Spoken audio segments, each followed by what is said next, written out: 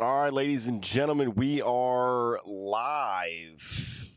Let me see here. Can I do this? Quit eating animals. There we go. Welcome to the show. Welcome back to the Quit Eating Animals show, episode number 4. What we were talking about today is a little bit of faux gras.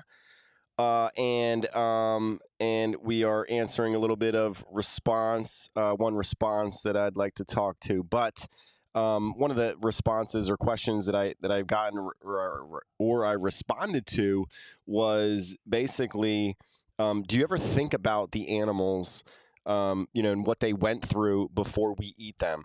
And faux gras is one of those animals that I think that if you're eating it, or if you see it on the menu and you eat it, you may not think exactly what that animal went through, but clearly what the animal goes through is certainly important for some people.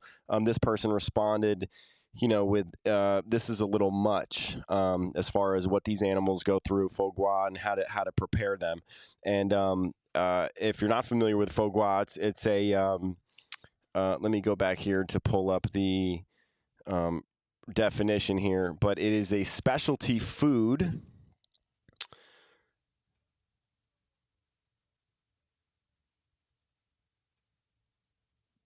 product made from the liver of a duck or goose. According to French law, faux gras is defined as the liver of a duck or goose fattened by gavage. So gavage is force feeding. And what there's a video I posted about faux gras and what Gary V ate, or one of these things that these what he eats. But you can see that how they're prepared. Let me pull up the definition, as this monitor is not working here. Keeps going out. Get it. We'll get it. All right, so it's force feeding. It's known as gavage. Oh, I could pull it up here. Watch. And boom. So it's also known as gavage from term specifically refers to force feeding or ducks or geese. So it's a bird practiced mostly on the geese of the male mallard ducks. Preparation for gavage usually begins 4 to 5 months before slaughter. For geese, the initial free-range period in treatment to assist the esophagus dilation, eating grass, for example, the force feeding commences. Gavage is performed 2 to 4 times a day.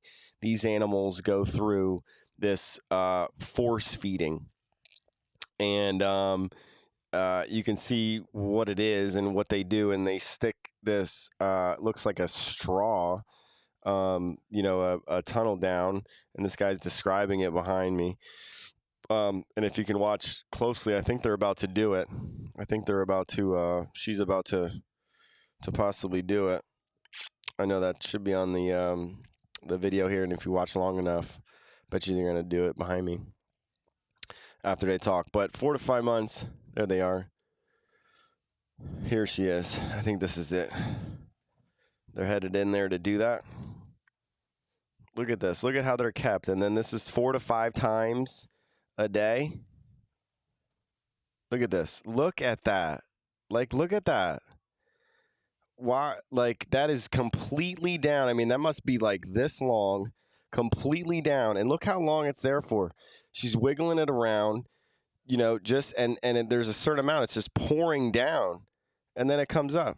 Pouring down. That's reminds me of funneling back when you funneled beer. I mean, you're funneling food down these animals' throats into their stomach to fatten their liver. That's the production method. That's what we're talking about of producing a product. The liver. All of these, what you're looking at is a bunch of livers behind me, right? That's essentially what, the product is that they're making in this manufacturing facility, if you want to call it that. All right. And so this is nothing that we should be consuming. This is nothing that we should be wanting to take part in. It's been banned in sales and banned in California, in New York City. This isn't people have caught on to this, and I think it's time that you just have to think about it. And if you put it like this, it's like we should not be consuming this. We should not be putting our money towards this, and like what these animals go through. All right. So that being said, this is one of the comments that I got. So, or do you ever think about the animals and what the animal eating and what they went through? Okay, so here's what I'll say. As as you sit down and about to eat your meal, you look down at your meal, and I want you to get connected to the food that you eat.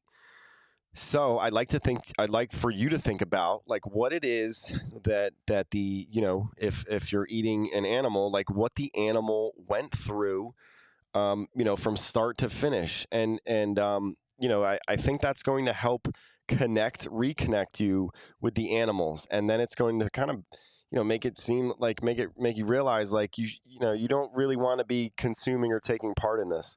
Okay. But that's what I want you to do is connect yourself back with the animals. Now, we can do that. We have the ability to do that. We have the brain, and we have the thought, and we have the knowledge and the the ability to understand like what we're doing. Okay, you have we understand what we're eating, and you have to understand to kind of learn and know exactly what's happening, and you have the you can make a choice, right? So you can choose whether you eat this or you can eat that. You can choose whether you eat animals or you can choose whether you eat plants. All right. So now let's go back to my man's response here, the real hot process. Okay. So he says here, does an animal think about every individual animal, plant, fish, or so on before it eats it?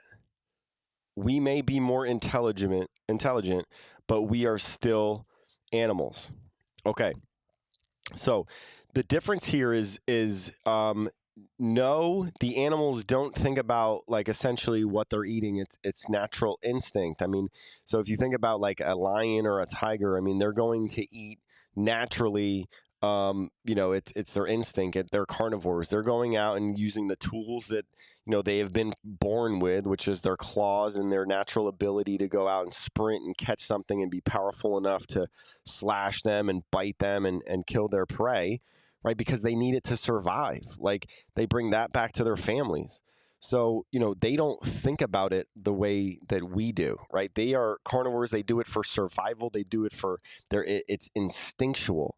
Okay. And they don't have to cook their food. Like they don't have to, prepare it. They also don't get to go to the store and buy their food either. That's, this is the difference. Okay. So we're talking about animals that do not think about what they are consuming because it's natural for them.